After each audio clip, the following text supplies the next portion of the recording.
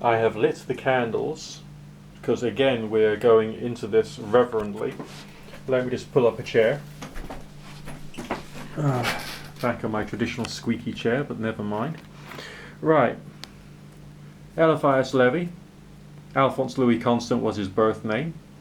French guy, Catholic, got kicked out of the church.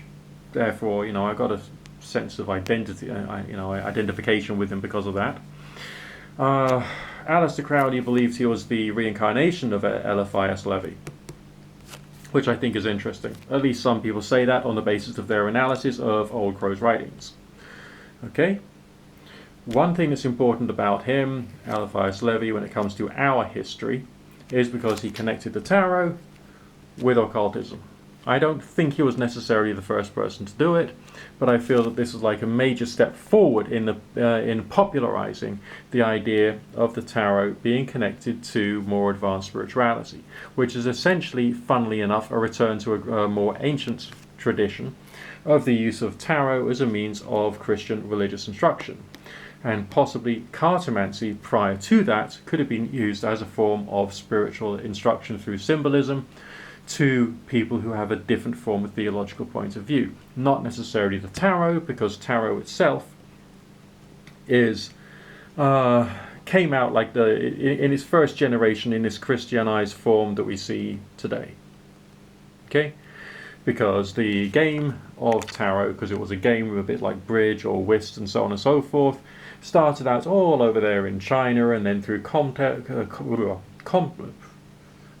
and trade, it eventually made its way over to Europe, and Europe was already a Christianized environment, and they thought, well, we want to have our folk heroes and that sort of stuff on our trump cards, so we'll use Christian imagery.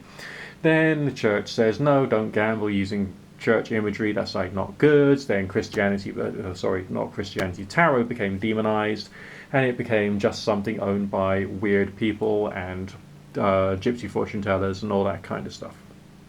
When essentially what the church could have done is to think, well, hang on a minute, how could we use this to further our agenda? But they didn't. Okay?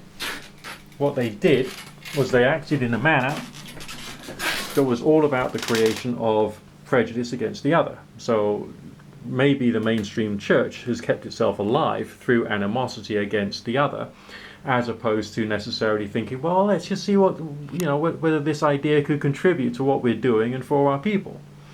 Because I don't think they want that. Okay, I think that they want to have more of a sense of control.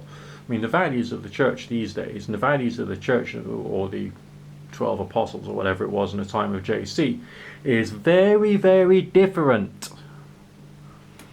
Okay, which is a bit of a shame, but never mind. I'm going on my little high horse rantiness for the moment.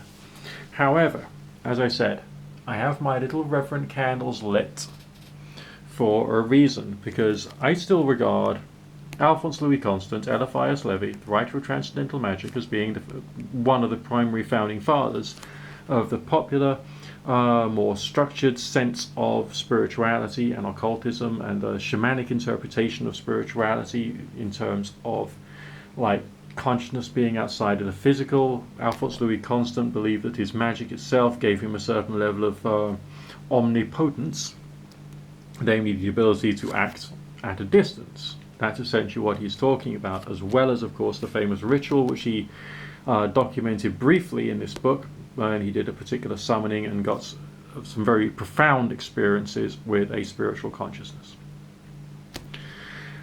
So if it wasn't for this guy, if it wasn't for this book, this particular book, Transcendental Magic, or the Dogma and Ritual of the High Magic, as it was also called, I wouldn't be here today. Okay? Tarot would not be the thing it is today. Okay? The Wiccan movement would probably not exist.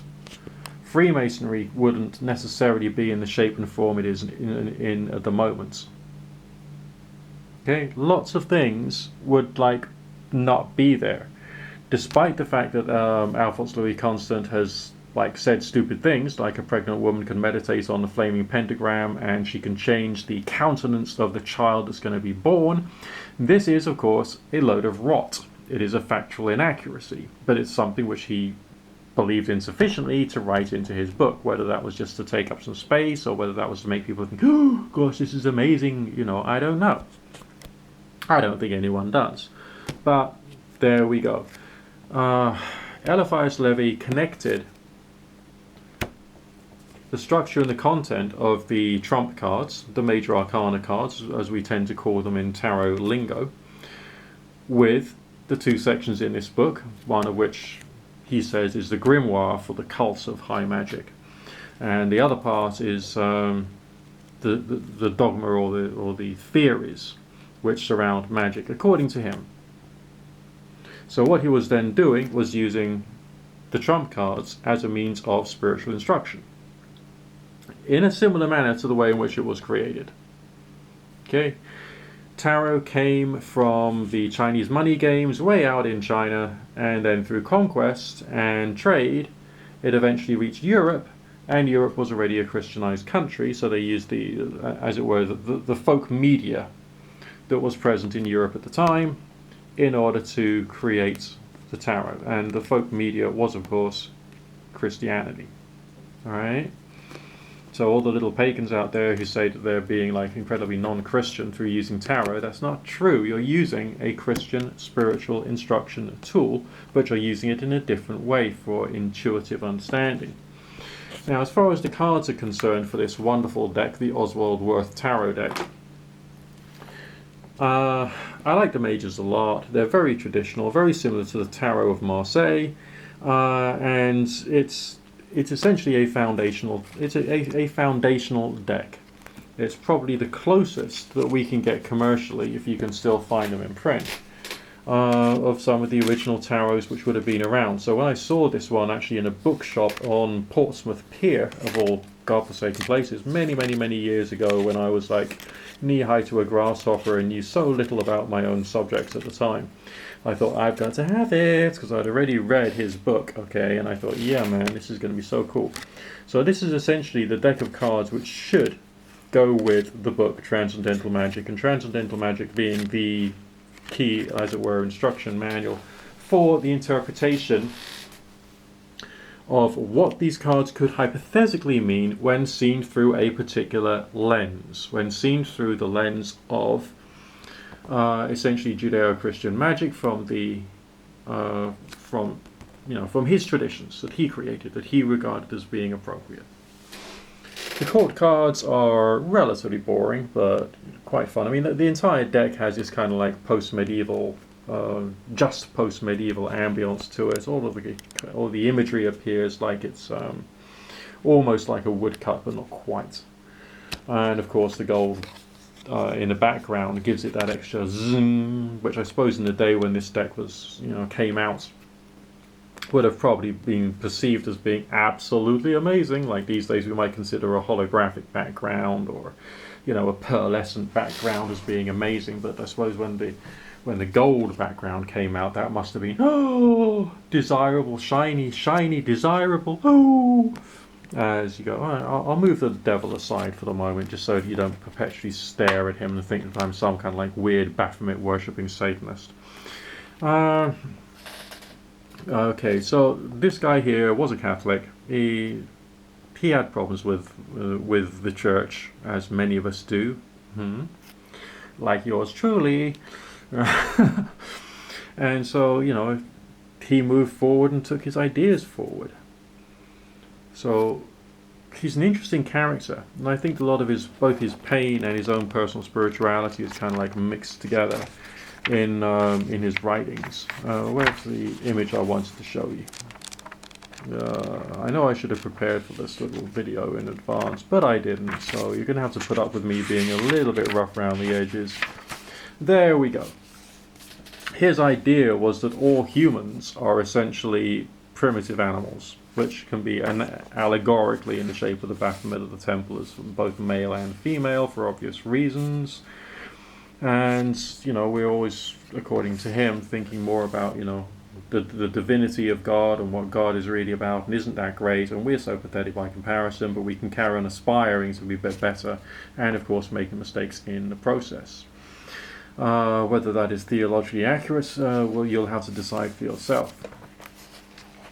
But It's definitely a fun book to read, and it's quite inspirational. I mean, some of the things he said has inspired me quite a lot to do a few experiments, and some of them were quite interesting. Yeah, very, including the angel experience I had in my sort of late teens or early 20s. That really sort of like created for me an understanding as to what could actually be real in the hidden world, and it's just fascinating stuff. I mean, I'm always going to be the kind of person who's asking questions rather than coming out with answers, whereas he was the kind of person who thought he had the answers. So there's, again, issues with the author. But never mind. This is still a foundational textbook for everything which came afterwards. Your Wiccan movement, your pagan movement, it wouldn't have happened without him. The Rosicrucians, they would have learned from him as well. The very idea that Aleister Crowley was delusional enough to believe that he was a reincarnation of Eliphias Levi is also interesting. Okay? So my suggestion to you is, if you can get the time, energy and money together, at least read Transcendental Magic. Not because you want to believe everything he says, but because you want to see the kind of ideas that were present way back in the day. And then you can see from that and extrapolate from that where we are as people, okay, and what could be happening next. I mean, how much of occultism, in reality, okay, how much of occultism and the pagan movements and all that kind of stuff held back in time? How much is the New Age movement, which could have done really, really well, did okay in the 90s and could have done better, but didn't quite manage to make it? Is that still held up in the past? Is there more progress that can be gained? Are the current ideas any good? Or do we need to move forward from tradition and create something new with a bit more rational, logical, questioning thought, experimentation, and a need to talk more about experimentation, as well as, of course, intuition and all that kind of fun stuff? Okay? It's just like, I believe we can't trust people who place themselves in a great position of authority. We can't trust organizations who are in a great position of authority. 100%. We can't. We've always got to be asking questions. And when there are traditions which are laid down, which we are told that we should be following, we have to question that too. And try and find out what's really going on under the surface. And I think that's essentially what Chaos Magic tried to do, but I think Chaos Magic became a cult in the end.